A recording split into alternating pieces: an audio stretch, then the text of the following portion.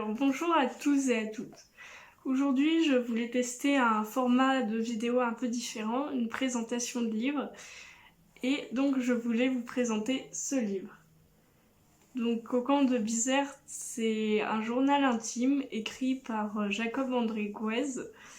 Et ce journal intime nous plonge dans l'histoire des camps de travail juifs, des camps de travail pour juifs en Tunisie. Donc tout d'abord, je vais rappeler un peu le contexte. Donc la Tunisie a été occupée de novembre 1942 à avril-mai 1943 par les Allemands. Les Juifs tunisiens ont été soumis à diverses mesures discriminatoires.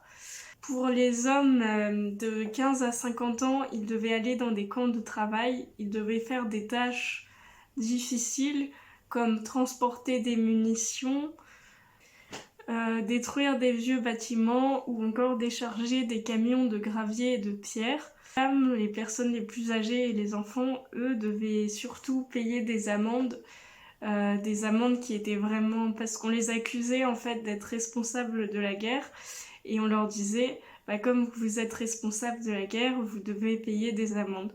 Mais ces amendes étaient vraiment très chères et souvent difficiles à payer. Il y a eu des prises d'otages aussi. Dès le 6 décembre, le colonel Rouf a exigé une liste de 2000 personnes aptes à travailler dans les camps de travail, âgées de 15 à 50 ans. Et il faut savoir qu'avant la guerre, les citoyens juifs étaient organisés suivant un conseil de la communauté qu'ils avaient eux-mêmes élu. Et ce conseil de la communauté a été dissous en 1939 car une partie des membres avait été mobilisée. Et le résistant général Esteva, donc le représentant du gouvernement français à Tunis, il a nommé une nouvelle commission provisoire de 12 membres, dont le chef était Moïse Borgel. Et pendant la durée de la guerre, le comité s'est organisé en différentes branches pour la santé, pour les vêtements, pour l'approvisionnement, pour le transport. Et le comité juif devait à la fois sélectionner les juifs tunisiens qui devaient aller dans les camps de travail et aussi les aider, les ravitailler. Et donc ce comité n'avait pas une tâche facile puisqu'il devait d'un côté aider les juifs mais en même temps choisir les personnes qui allaient être sacrifiées pour aller dans les camps. Les membres du comité ont fait un peu ce qu'ils ont pu, mais ils ont été beaucoup critiqués par les rescapés des camps. Ils ont été assez impopulaires même après la guerre. Jacob-André Gouez est né à Tunis en 1919. Il était le fils du secrétaire du grand rabbin. Donc, grâce à son père, il était un peu au cœur des événements. Et dans ce livre, il explique qu'il a décidé d'écrire le plus possible pour être soulagé, pour pouvoir raconter les souffrances qu'il a vécues. À partir du 13 janvier 1943, il a été emprisonné dans les locaux de l'Alliance israélite universelle et avec ses camarades, ils ont été désignés pour aller au camp de Bizerte. Le camp de Bizerte, c'était le camp de travail tunisien le plus grand, le plus important et aussi réputé le plus difficile avec les gardes les plus sévères. Et donc voilà, il arrive dans ce camp et il découvre une vie, il découvre des choses assez horribles. Par exemple, les prisonniers étaient réveillés par les soldats à coups de crosse à 5h du matin. Ils dormaient entassés à 25 dans des chambres avec de la paille qui n'avait pas été changée depuis longtemps. Ils pouvaient aller prendre des douches, mais souvent les douches ne fonctionnaient pas. Normalement, ils avaient le droit de se reposer, ils avaient le droit d'avoir des permissions de sortir du camp s'ils étaient malades. Mais les permissions étaient assez peu accordées. Mais donc ces camps n'étaient pas tout à fait pareils que les camps de concentration qu'on peut connaître en Europe. Les prisonniers, même si leurs conditions étaient très difficiles, même s'il y a eu de la torture, les prisonniers avaient quand même parfois le droit de sortir, ils avaient aussi le droit d'envoyer des lettres à leur famille et le droit de recevoir des colis de nourriture. Et maintenant, je vais vous parler des formes de résistance et de solidarité à l'intérieur de ce camp. Donc, Jacob André Gouez a pu retrouver certains de ses amis et un cousin.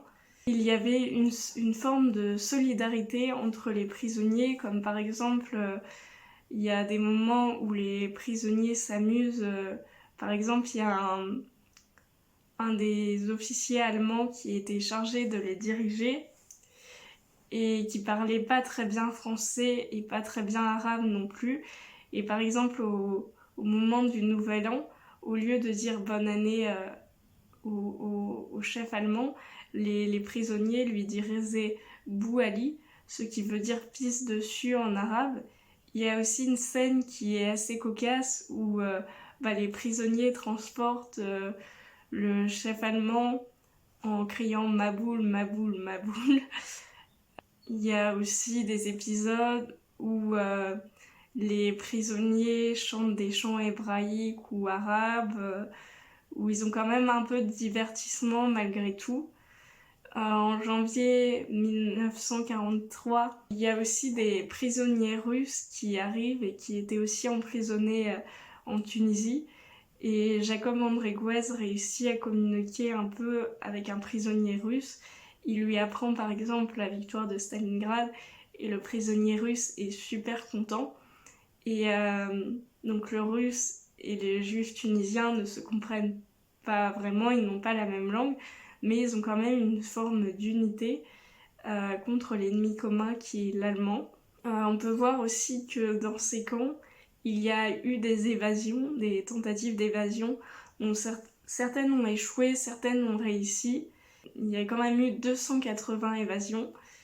Donc je ne sais pas vraiment si ce sont des évasions qui ont réussi ou pas. Et Jacob André Gouez raconte d'ailleurs l'histoire de son camarade Émile Ababou, c'était un jeune homme qui a été assassiné la nuit alors qu'il se rendait aux toilettes. Et les Allemands pour justifier sa mort, on dit qu'il avait tenté de s'évader. Mais plusieurs prisonniers pensent que c'était juste un prétexte pour le tuer. Il y a aussi une rencontre qui est assez marquante pour Jacob André Gouez, c'est la rencontre avec Mathias, qui est un officier allemand. Il leur apprend qu'il déteste la guerre, qu'il a dû abandonner sa femme et son fils en Allemagne, et que lui-même n'est pas nazi et qu'il s'est retrouvé là un peu par hasard en fait. Et Mathias va même jusqu'à soutenir parfois les travailleurs juifs quand ils ont des problèmes. Par exemple, il y avait des Tunisiens musulmans qui étaient payés par les Allemands pour surveiller le camp et qui parfois étaient assez violents avec leurs compatriotes juifs.